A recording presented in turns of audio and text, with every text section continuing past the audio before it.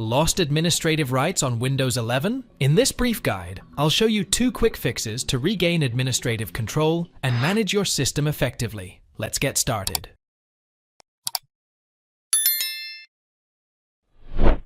Press Shift key from your keyboard and keeping it pressed. Just click on Restart Note. If you are unable to log into System, press Shift key and click Restart on the login screen. Now, in next screen, click on Advanced Options. Now, click on Troubleshoot. Now, click on Advanced Options.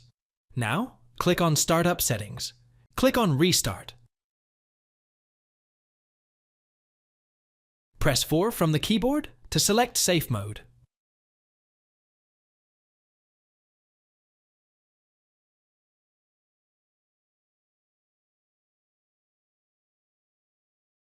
Once you log into System in Safe Mode, open Command Prompt. Just search CMD in Windows 11 search box and click on CMD icon. Now, run the command given below in Command Prompt. Net User Administrator, active, yes. Now, run the command given below. Net Local Group Administrators type underscore in underscore your underscore.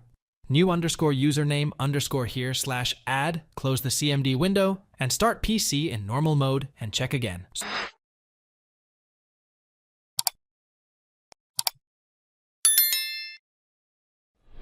Search NetPoolWiz in search box and click on it.